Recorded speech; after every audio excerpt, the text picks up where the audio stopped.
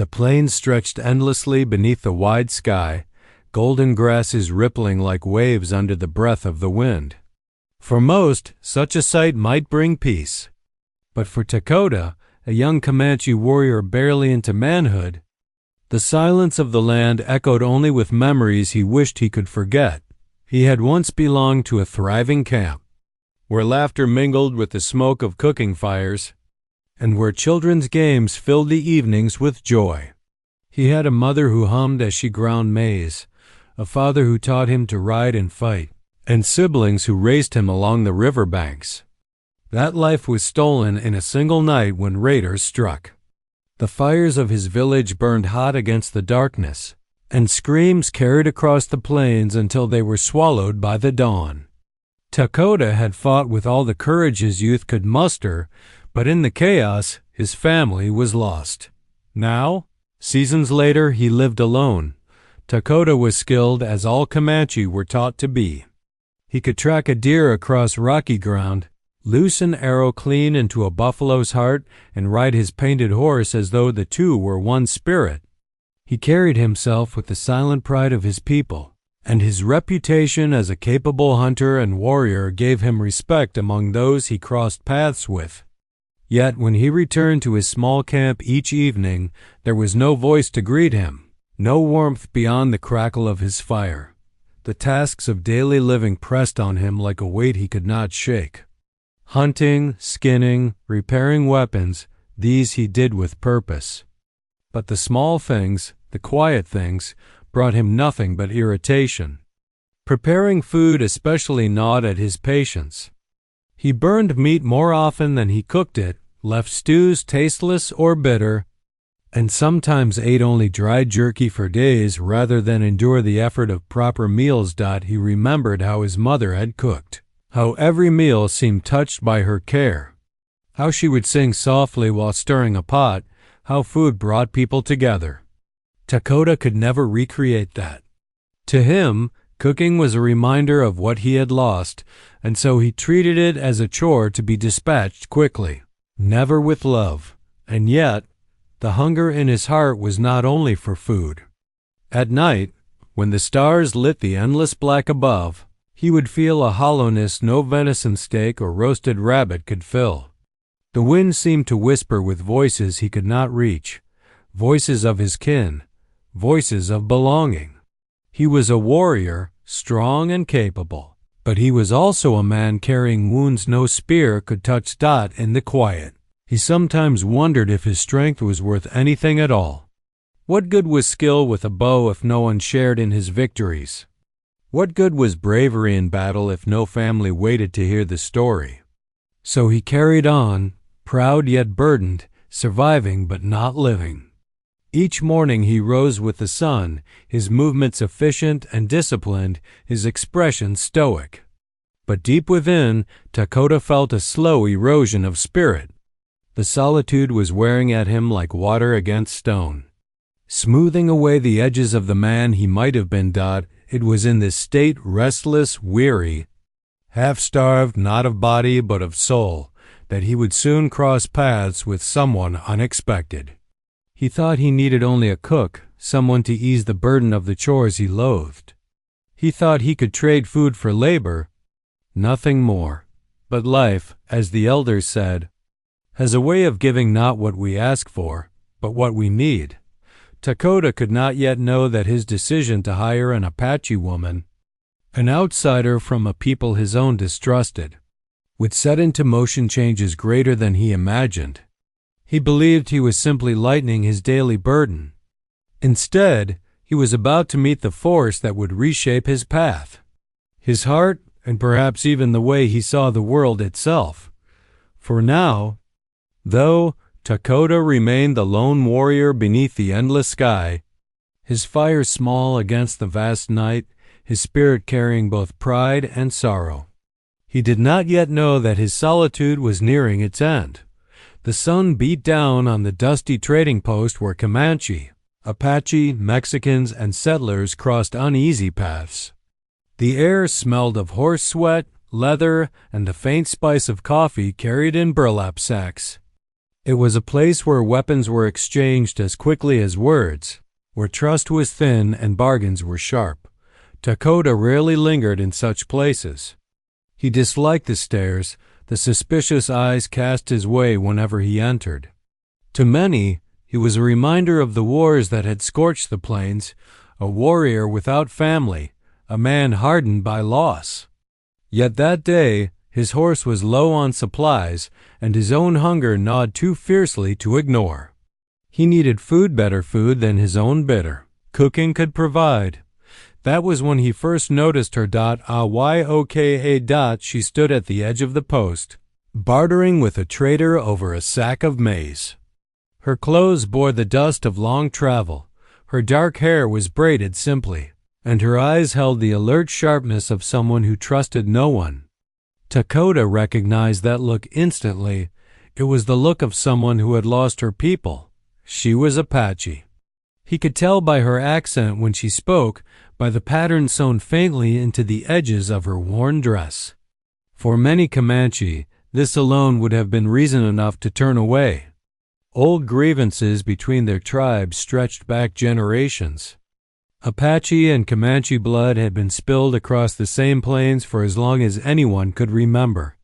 But Dakota was not blind to what else he saw, a woman skilled in trade, resourceful enough to survive alone, and desperate enough that her hands trembled slightly as she argued with the trader over a few extra kernels. She had no family with her, no warriors at her side. Just a woman displaced, fighting to endure. When the trade ended poorly for her, Ayoka stepped back from the stall, clutching her meager goods. That was when Dakota approached. "You cook?" he asked simply, his Comanche words sharp, testing if she understood. Her dark eyes narrowed. "I cook better than you," she said dryly in her Apache tongue. Though the words were close enough for him to grasp, he did not smile, though the corner of his mouth threatened it. "I need food. A cook. Not a guest. Not a wife. Only meals." Ayoka tilted her chin, appraising him with the same suspicion she gave the traders. "And why would I serve a Comanche? Your people are not mine." Dakota's jaw tightened. He had expected resistance. "Because you are alone. And alone, the plains swallow even the strongest." He nodded toward her thin sack of maize. "You need shelter, fire, protection. I need someone who will not burn me to ash." Her eyes flickered at that, almost betraying a smile. Almost. But then her voice turned cool again. "And what will you give me, Comanche warrior? Beyond scraps from your fire? Half of what I bring in from the hunt. A place at my fire. No more, no less." There was a silence between them then, long and taut. Around them, the trading post continued with its loud bustle, merchants shouting, horses stamping, but between Dakota and Ayoka, the world seemed narrowed to a single choice. She weighed him carefully. A Comanche was the last man she would have chosen to tie herself to, even temporarily. Yet the truth pressed on her. She could not keep wandering the plains alone forever. She had survived raids, hunger, and nights of cold, but she could feel her strength wearing thin. A roof of hides and a steady fire were not small things. Finally, she gave a short nod. "I will cook, but only cooking. I am no servant, no slave. You understand?" Dakota returned her gaze evenly. "Only cooking. I have no need for more." It was an agreement born not of friendship or trust, but of necessity. A bargain between two wounded spirits, each too proud to admit how much they needed the other. As they walked from the trading post side by side, the looks they drew were sharp and curious. Comanche and Apache walking together, an unusual sight, one that stirred whispers. But neither cared. Dakota's thoughts were already turning to the relief of having warm meals prepared without struggle. Ayoka's thoughts were on survival, on the simple comfort of firelight and shelter. Neither imagined in that moment that their bargain would grow into something far greater than convenience. For now, it was only a pragmatic agreement, two lonely souls, bound by hunger and pride. The first days of their arrangement passed with the stiffness of two strangers forced into close quarters. Dakota had imagined that bringing Ioka into his camp would lighten his burdens, that meals would finally cease to be a source of frustration. In that, he was right. Her cooking was skilled, her hands sure and practiced. The first evening she prepared venison with wild onions, spiced lightly with herbs she carried in a small pouch. The flavors startled him, simple, yet layered, reminding him faintly of meals long lost in memory. But if the food brought him comfort, the company did not. Dakota kept to silence. He would return from hunting, toss down the day's catch, and watch as Ioka worked over the fire. She cooked with quiet efficiency, her movements graceful but deliberate, her expression unreadable. When the food was ready, she would hand him his portion without ceremony, then take her own and sit apart. They ate as though separated by an invisible wall, neither looking at the other for long. Their words, when exchanged, were short and edged. "You did not clean this rabbit well," she said one evening, frowning at the streaks of blood he had left. "You still eat," he replied curtly, not lifting his gaze from the fire. "Or another night. You burn the wood too hot. The meat dries before it cooks."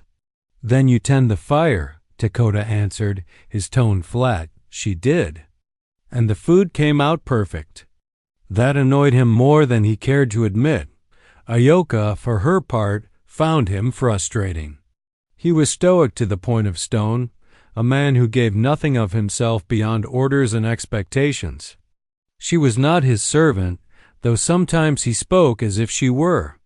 And yet, beneath her irritation, she felt a flicker of pity for him. His camp was neat, his weapons sharp, his horse cared for, but his eyes held a hollow distance, like a man who had been living too long without laughter. Still, pity did not erase the resentment she carried. He was Comanche. His people had taken Apache lives, as hers had taken Comanche. To her, he was both employer and enemy, though neither word seemed to fit cleanly. She had agreed to cook, nothing more, and she reminded herself of that each morning as she prepared the day's meals. The silence between them might have stretched on forever had it not been for the nights. Around the fire, when the sky was heavy with stars and the wind carried the voices of coyotes, Ioka sometimes broke the stillness with song. They were not songs for him, but for herself old Apache melodies her mother had taught her, soft and haunting. She sang of rivers, of cedar smoke, of children's laughter and the bravery of warriors long gone. At first, Dakota listened without turning his head, pretending the music meant nothing. Yet the sound stirred something in him, loosening knots he had long buried. The songs reminded him of his own mother's voice, of nights when the world had still felt whole. Once, unable to stop himself, he asked quietly, "What does it mean?" Ioka paused, surprised he had spoken. "It tells of the mountains, how they stand even when storms tear at them. It says we must be like that, unshaken." Dakota gave a slow nod. "Comanche sing of the wind. We say it carries the spirit of those who have gone. It reminds us that they still ride with us." It was the longest exchange they had shared, and though it ended there, it lingered in both their minds. Still, distrust shadowed their partnership. He did not invite her into his thoughts, and she did not offer her own freely. They worked side by side like two hawks circling the same prey, each unwilling to draw too close. And yet, despite themselves, a strange rhythm began to form. She tended the fire, he brought the meat. She mended hides while he sharpened arrows. Their tasks overlapped, their silences softened, until the space between them felt less like hostility and more like uneasy coexistence. Neither would admit it, but the camp had begun to feel different. Less empty, less silent. Dakota told himself he had hired only a cook. Ayoka told herself she had accepted only survival. Yet beneath those defenses, both felt the faint stirrings of something neither had expected, a thread of connection. Fragile but growing, woven through firelight and reluctant words. The partnership was uneasy. Yes, reluctant, but it was also the beginning of something that neither could yet name. The nights grew longer as autumn swept across the plains, bringing with it cooler winds and the scent of dry grass ready for the fires that sometimes roamed the land. In Takota's small camp, the flames in the center were no longer just for cooking. They became the quiet heart of his uneasy partnership with Ayoka at first. Their evenings had been silent affairs, marked only by the crackle of firewood and the scrape of wooden bowls. But slowly, as the nights pressed them closer together beneath the same stars, silence gave way to words. It began with stories. Ayoka would hum softly while stirring stew, melodies from her childhood. One evening, Takota finally asked, "What are those songs you sing?" "They sound like memories." "They are," she replied, without lifting her gaze from the pot. "Stories put to music. My mother's songs. Apache children grow with them." She paused, then added, "Do your people not sing?" Takota nodded slowly. "We do.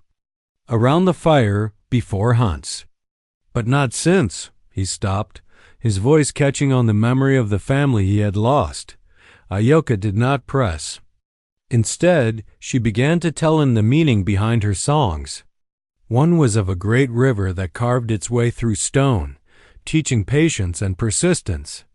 Another spoke of cedar smoke rising to the heavens, carrying prayers for those who walked in the spirit world. Takota listened, his usual stoicism softening. Her words painted pictures in his mind, reminding him that stories did more than entertain, they carried wisdom, strength, and connection. In turn, he began to share. Not often, and never with the ease she carried, but enough. He told her of hunts with his father, of how Comanche children were taught to ride almost before they could walk. He spoke of the wind across the plains and how his people believed it carried the voices of their ancestors, guiding them. "You listen to the wind," Ayoka murmured once, her eyes reflecting the firelight. "And I listen to the mountains. Perhaps that is why we do not understand one another." Takota gave a rare, small smile. "Or perhaps it is why we can learn." The conversations were tentative at first, like steps across thin ice. But as nights passed, they grew bolder. Ayoka teased him once after he returned from a hunt with his face streaked in mud. "Warrior of the Comanche, mighty as you are, still no match for the swamp." His scowl melted into something almost playful. "Better mud on my face than hunger in my belly. You should thank me." "I will thank you," she said with a smirk, "when you bring back meat without smelling like a wet dog." Takota chuckled, then a sound so rare it startled them both. The laughter was brief, but it lingered between them like a fragile spark. Yet not all their talks were light. Sometimes, when the fire burned low and the stars seemed endless, the weight of their pasts pressed through. "My people are scattered," Ayoka said one night, her voice hushed. "Some taken, some dead. I do not know if I will ever see my family again." Takota stared into the flames, his chest tightening with a familiar ache. "I will not see mine again. They are gone."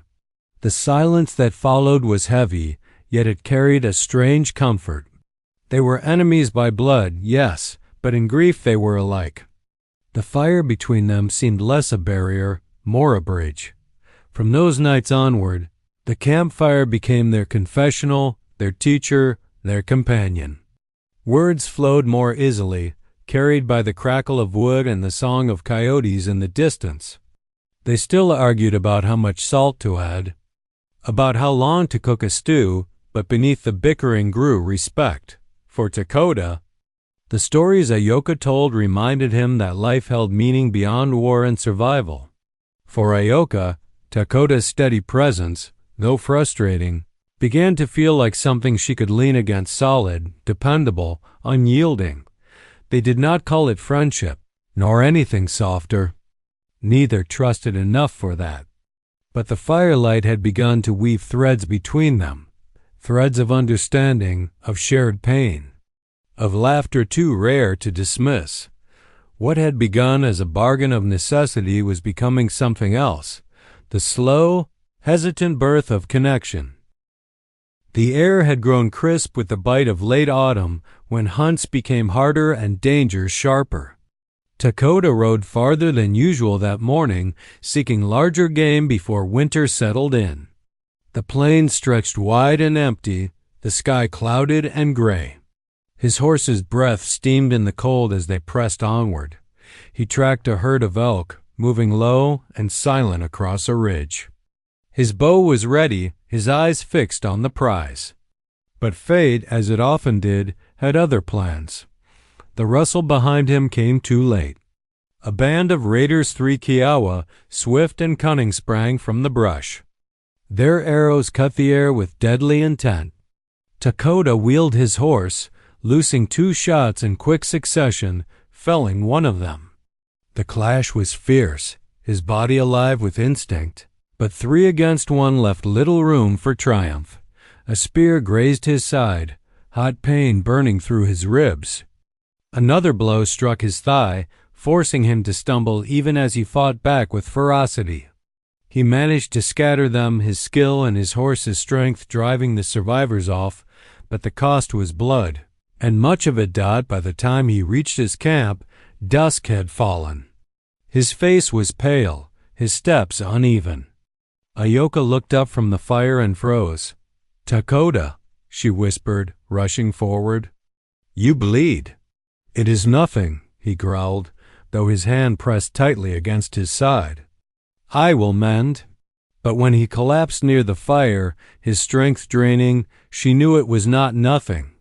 Without hesitation, Ayoka tore open the blood-soaked leather at his ribs. The gash was deep, the spears cut angry and raw. She drew in a sharp breath but steadied her hands. "Lie still," she commanded. "If you move, you will die." He tried to argue, pride stiffening his jaw. "I have lived through worse." Her eyes blazed. "Foolish words. Do you want your ancestors to hear your voice tonight? Then stay silent and let me work." Her tone, fierce and unyielding, silenced him more effectively than any blade. Ayoka set to work, drawing from the small pouch she always kept close. From it, she pulled dried herbs, crushed them between stones, and mixed them with water until they formed a dark paste. She pressed it into his wound, the sting sharp enough to make him bite back a cry. "These are not Comanche ways," he muttered through clenched teeth. "No," she said firmly, binding the wound with strips of hide she had softened in water. "They are Apache ways, and they will keep you alive." For hours she worked, cleaning, binding, whispering prayers under her breath. She did not rest, did not falter, though sweat dampened her brow and the night grew colder.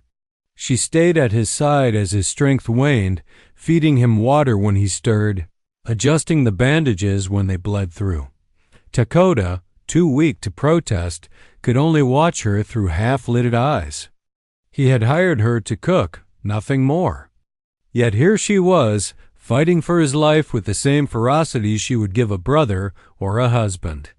The firelight caught the determination in her face, and for the first time he saw her not as an enemy, not as hired hands, but as a woman carrying strength deeper than any warrior's blade. Through the night she sat vigil. When his fever rose, she cooled his skin with wet cloths. When pain racked his body, she sang softly, her voice steady and soothing. He drifted in and out of darkness, and each time he returned, her presence was there, unmoving, unrelenting, a flame refusing to go out. By dawn, his breath came easier, his skin less pale. Ayoka, exhausted, allowed herself a moment to rest, her head nodding forward near the fire. Dakota stirred, his voice hoarse. "Why? Why do you care if I live?" Her eyes opened, meeting his. She held his gaze for a long moment before answering, "Because I will not watch another life slip into the dark if I can stop it. Too many have gone already." Her words struck him deeper than the spear had, for in them he heard not obligation, not duty, but compassion. And it was compassion he had not felt since the night his family died. That moment marked a change, though neither would speak of it aloud. The Comanche warrior, once so certain he needed only a cook, now knew the Apache woman's hands held more than food. They held healing, strength, and a spirit fierce enough to stand against death itself. It was the turning point. Though neither of them yet knew how far it would carry them, Dakota's recovery was slow, the kind that tested both body and spirit. For many days he could not rise without pain tearing through his ribs. His once powerful stride became a stagger, his hunts replaced with restless hours staring at the horizon while Ayoka kept the camp running. At first, this helplessness gnawed at him. He was Comanche, a warrior, a rider, a man who measured worth in strength. Now he lay bound by bandages and weakness, forced to rely on an Apache woman he had hired only to cook. The humiliation of it stung worse than the wound. Ayoka saw his frustration plainly. She noticed how his jaw tightened when she fetched water he could not carry, how his eyes burned when she prepared weapons he could not lift. She did not pity him. Pity, she knew, was poison to proud men. Instead, she met his bitterness with bluntness. "You glare at me as though I cut you myself," she said one evening, setting down a bowl of stew at his side. Dakota scowled, turning his face toward the fire. "I do not like needing help." "Then perhaps you should have died on the plains and spared yourself the shame." His head snapped toward her, anger flashing. But her expression was calm, steady, daring him to argue. For a long moment he could only glare. Then, to his own surprise, he let out a rough laugh. "You have a cruel tongue." "Truth is not cruelty," she replied. "Only men who fear it call it so." Her words stung, but they also struck something deeper. Dakota realized then that she was not afraid of him, not his anger, not his silence, not even his pride. Few dared speak to him so directly, yet she did, without hesitation. It unsettled him. It also intrigued him. As days turned to weeks, Ayoka continued to press against the walls he had built around himself. When he brooded in silence, she would cut through it with questions. "Why do you never laugh? Did the wind steal it from you?" When he dismissed her songs, she would sing louder, daring him to ignore the beauty in her voice. And when he spoke harshly, she did not retreat as others might have. She met his sharpness with her own, until their arguments cracked open into something almost playful. Slowly, Dakota began to soften. His pride remained, but it no longer shielded him so fiercely. He allowed her to tend his wounds without muttering about shame. He asked, sometimes, about the herbs she used, listening as she explained which healed fever, which eased pain. He even tried one of her remedies himself, though the taste was bitter enough to make him cough. She laughed until tears welled in her eyes, and though he scowled, a reluctant smile tugged at his lips. Beyond the laughter and arguments, Ayoka's presence began to shift something deeper within him. She challenged his way of seeing the world. One night, as the fire crackled low, he confessed, "I used to think strength was in battle, in riding fast, striking first, standing unbroken. That is what my father taught me. And do you still think so?" she asked softly. He was silent a long time, staring into the flames. "I do not know. I could not fight my wound. I could not ride my way out of death. Yet I lived because you refused to let me go. Perhaps there is another kind of strength, one I do not understand." Ayoka nodded, her gaze thoughtful. "Strength is not only in the arm that holds the bow. It is also in the hand that heals, the heart that endures, the voice that sings when there is sorrow. You have strength of one kind. I have another. Alone, each breaks. Together, they hold. Her words settled into him like embers, glowing quietly. For the first time in years, Dakota felt as though someone saw him not only as a warrior, but as a man wounded, searching, capable of more than fighting. The walls he had built after losing his family, walls of silence, pride, and solitude, were beginning to crack. Through the cracks, Ayoka's presence slipped in, not as an intruder, but as light. He did not yet call it love. Neither did she. But both began to feel the shift, subtle but undeniable. Like the first stirrings of spring beneath frozen ground, and though Dakota still bristled, still clung to old pride, a truth was forming in his heart. He did not want to return to a life without her voice, her fire, her unyielding honesty. Winter settled over the plains, cloaking the land in silence. The grasses stood brittle and pale beneath frost, and the sky often hung heavy with gray clouds. Life slowed, narrowed to the essentials: food, fire, survival. For Dakota and Ayoka, the season drew them closer, whether they willed it or not. The wound in Dakota's ribs healed, though it left a scar that ached in the cold. With strength returning, he could hunt again, yet he found himself no longer dreading the evenings. Before, nights had been lonely, marked by silence and restless thoughts. Now there was Ayoka, her songs, her sharp tongue, her laughter that surprised even her when it slipped out. They had begun to move like two parts of the same whole. He tracked and killed the game. She cooked it into meals that warmed them against the frost. She mended his clothing with patient hands.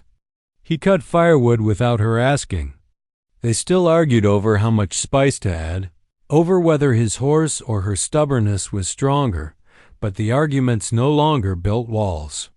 They carved pathways leading into something deeper. One night, as the fire burned low, Ayoka asked a question that stilled him. "Do your people know I am here?" Dakota hesitated.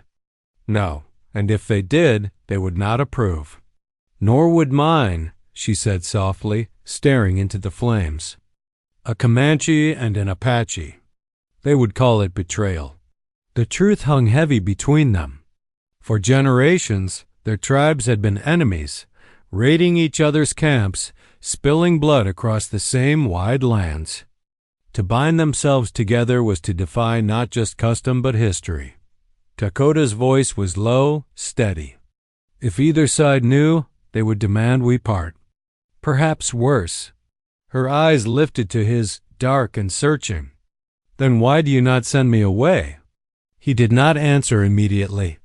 He thought of the nights she had sung to keep his fever down, of her hands binding his wounds, of her laughter chasing away the shadows he had lived with for too long. He thought of the way she challenged him. Not as enemy or servant, but as equal. At last, he said simply, "Because the fire would be colder without you." For a moment, her face softened, though pride kept her from showing too much. She looked back at the fire, her voice quiet. "And I would be colder without this camp." It was the closest either of them came to confessing what they felt. Yet it was enough. In the days that followed, their bond grew in ways words could not capture. When Dakota returned from a hunt, his first thought was no longer of his hunger, but of the way Ayoka's face would light when she saw the fresh kill. When Ayoka cooked, she found herself seasoning the stew not just to fill his stomach, but to bring him comfort. They began to share small things, stories of their childhoods. Scars earned in battles, dreams whispered into the night. Ayoka told him how she once braided her younger sister's hair by the river, how the girl's laughter echoed like bells. Dakota told her of racing horses with his brother, the wind whipping his face, freedom alive in every stride. These memories, once too painful to touch, became gifts they offered each other. Still, the shadow of division lingered. Once, Dakota caught her watching him with a distant look. "What troubles you?" he asked. She hesitated, then spoke. "If I were seen walking beside you, my people would call me traitor, and yours would never trust me. We share food and fire now, but what place could there be for us beyond this camp?" Dakota looked at her, his expression firm. "Let them call us what they wish. They do not know what we have lived." Her lips trembled, almost forming a smile. "You speak boldly, Comanche, because I have something worth speaking for." In that moment, something shifted. The walls built by generations of rivalry, of blood and mistrust, cracked beneath the weight of their bond. It was not just survival that tied them together anymore. It was love. Though neither spoke the word aloud, when Dakota reached across the fire and brushed his fingers against hers, she did not pull away.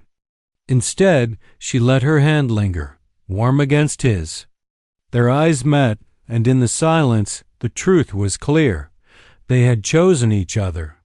Despite the world, despite history, it was a quiet rebellion.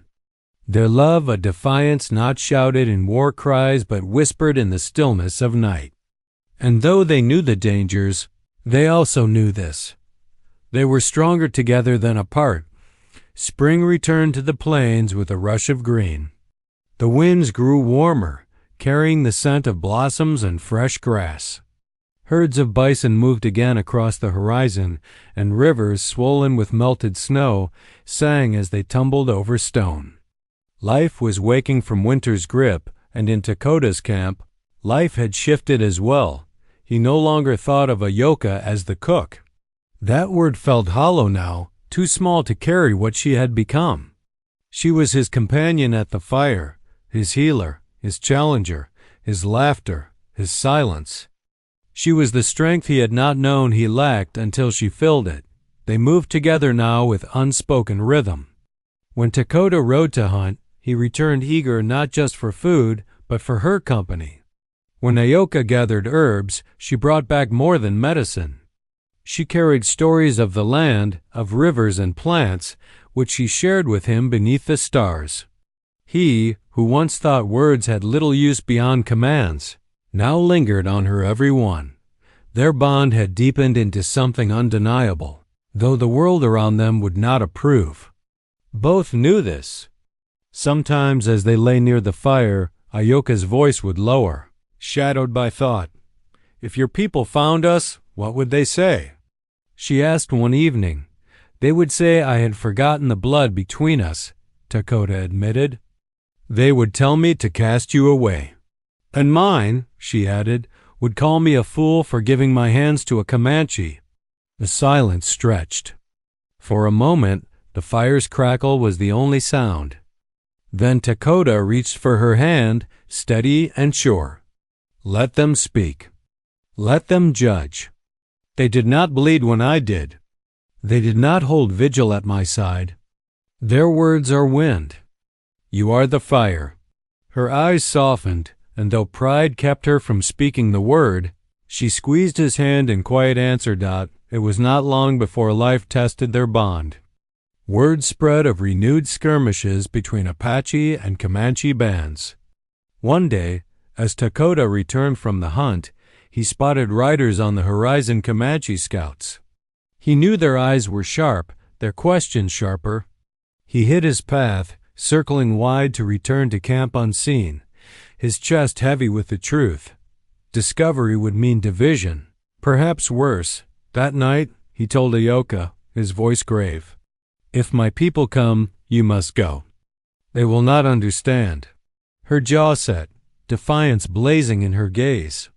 "I will not run like a frightened rabbit from my own fire. This camp is mine as much as yours."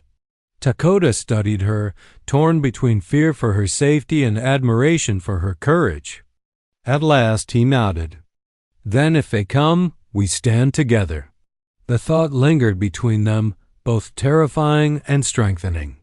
For in that promise, they knew their bond was more than convenience, more than chance. It was choice. Seasons passed, and though whispers of war moved across the land, Dakota and Ayoka carved a life in defiance of it. Their camp became more than shelter. It was home.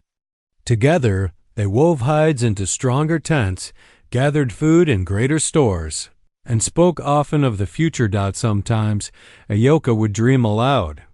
Perhaps one day, our children will not carry the weight of blood between our peoples.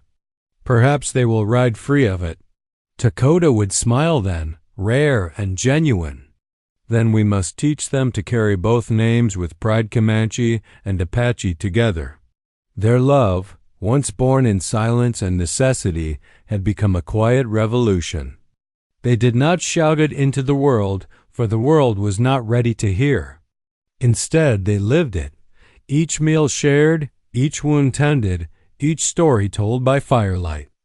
Every act was a declaration that two enemies could choose each other, and in doing so, choose peace. Dakota, once a man hollowed by loss, now carried hope again. Ayoka, once a woman wandering displaced and alone, now carried belonging. Together, they carried something larger than themselves. When the wind swept across the plains, he no longer heard only the voices of ancestors. He heard the promise of tomorrow, carried on the laughter of the woman beside him, and in that, Dakota knew, his life had been forever changed.